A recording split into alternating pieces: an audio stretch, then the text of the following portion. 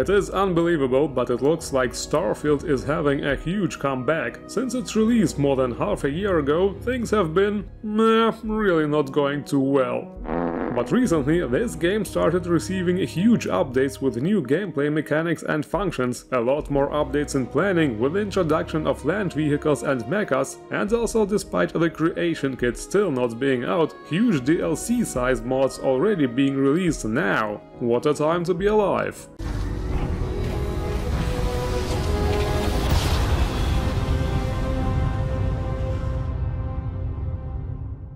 First of all, let us talk about the new features we already have. In the Steam Beta update, released on May the 1st, which will also have its full release on the 15th of May, Bethesda really surprised everyone with several new features, like for example, finally the implementation of proper maps. Oh my god, I can't believe this is actually happening. We have been waiting for this for a long time, and finally our patience has actually been rewarded. The planet's surface maps have been completely redone. That of course also includes the city maps, which now have full 3D models with lots of custom map markers for all the shops and other important places. You can discover all of those points of interest and fast travel to them. That alone of course is a great improvement and will save you a lot of time. But not only the main cities look like that now, actually all the planets now have nice maps with tiny 3D models of all the things that can be found there. All the structures and points of interest, but also the ships that have landed on this planet, for example, including your ship of course. The ships are also highlighted red so you can find them easier. I am surprised that I am saying this, but those maps are actually the best we have in any Bethesda game so far. That just shows they can do stuff right if they really want to. The only thing that is kinda still missing are maps for some interiors. If you are for example in some random cave or building, there are still no interior maps. However, some important locations like the well, for example, did get an interior map, and this is obviously a good thing because this place is really mazy as heck.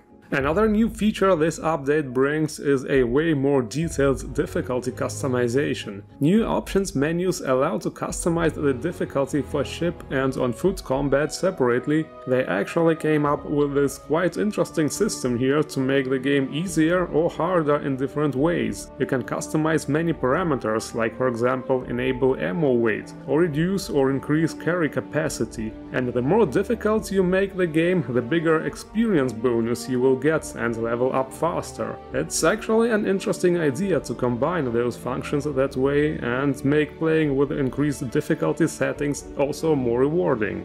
Another feature they added is the ability to decorate your ship interiors. Just like you do with your outposts and player homes, you can now simply open the builder menu on any of your ships and add decorations or furniture to your liking. A very interesting feature, especially for bigger ships. Now we can fill out all the empty spaces and walls with useful stuff like mannequins, weapon racks and display cases. So not only decorations but also some practical stuff. One interesting thing about all this is what happens when you actually select a different ship as your home ship or make modifications in the ship builder, because as you know, all the manually placed items are automatically placed into the cargo hold in such cases, but all the things we built with the new feature actually remain where they are. This is obviously an important detail and I'm glad they thought of this.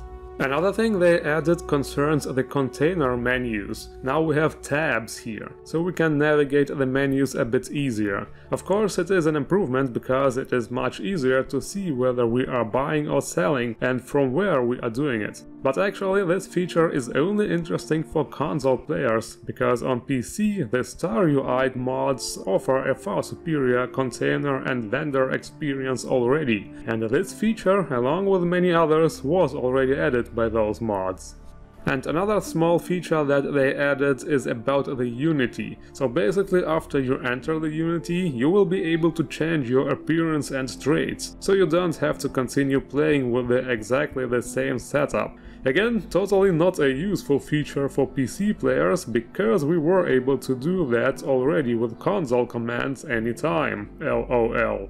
The next feature they added is, however, quite cool. Well, almost. A dialogue camera option. They added a settings option to switch between the camera focusing on the speaker during dialogues or remaining as it is. That way, if you are in a conversation with several people, you can still look around. Unfortunately, you cannot switch this in the middle of the dialogue. That would have been much cooler. But I say just leave this to the modders. I can already see it. Toggle camera hotkey mod. Calling it now.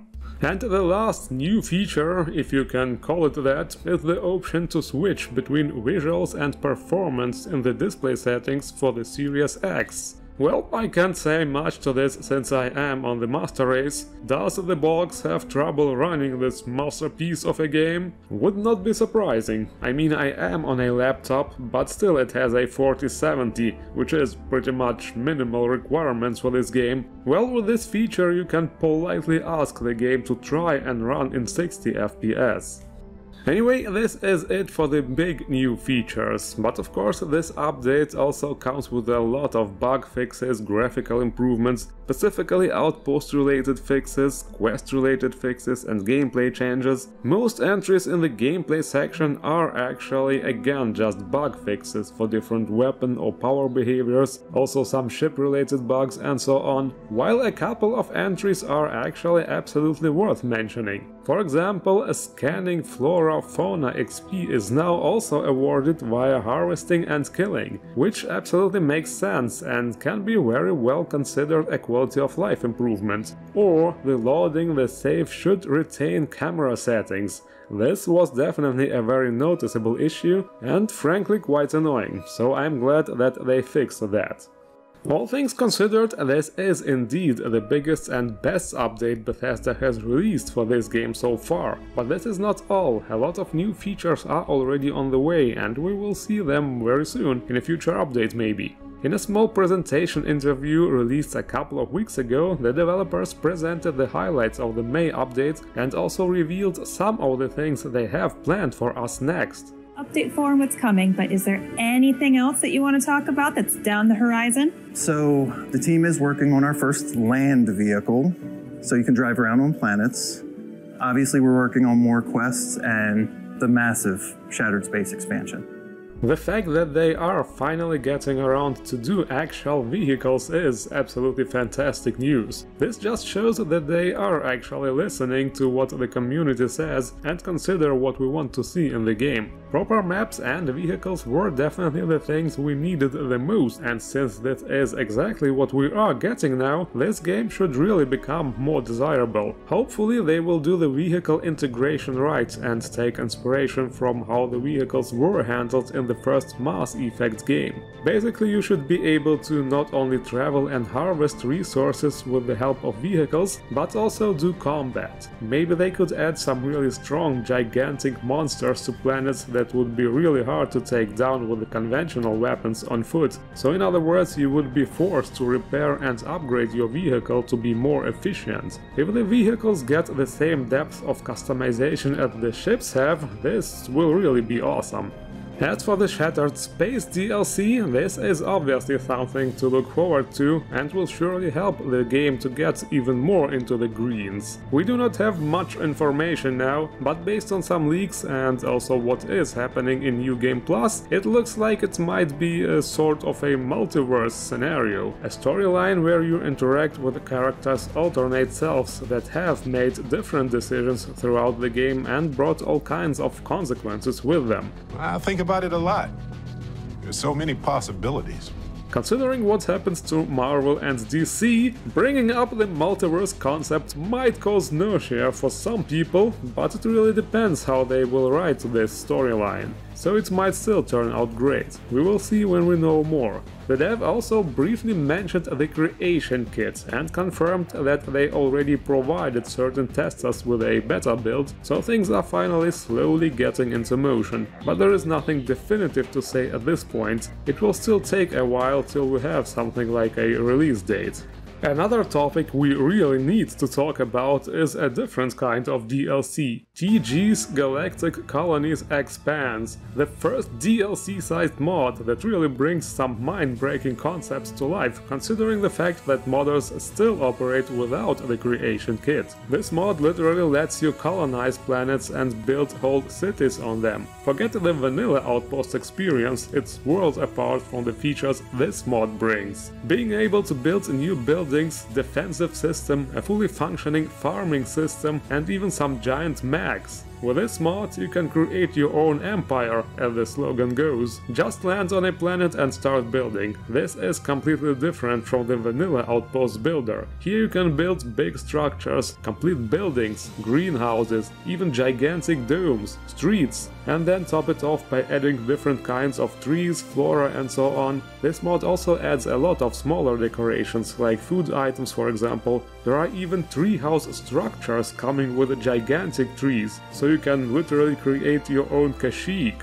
This is the Wookiee homeworld planet, by the way. What you can create with this mod is truly amazing. Just looking at the mod page will let your jaw drop. In the end, you will be able to build towns that can very well rival the biggest vanilla cities. But it does not stop there. It is even possible to place citizens and guards who will then immersively roam the streets and live in housings. And of course, let's not forget about the planetary defense system, which of course includes the mentioned mechs. With this, your colony will certainly be very well defended. Heck, you can pretty much create a whole army and make it a more military installation than a town. In other words, the possibilities are almost limitless. The author of this mod also plans to expand this further in time and add more and more different things. This is just the perfect mod for this game. With all the empty planets out there, this mod really has its job cut out for it. So, all things considered, Starfield is certainly starting to get major improvements in all aspects. Through modders of course, but also from Bethesda's side. They are not the fastest, but they certainly do try to improve things for us, and that is a very good sign. We definitely have a lot to look forward to with this title. And with that said, don't forget to like, comment and subscribe if you haven't already, and we will see each other in many more future videos. Thank you all for watching.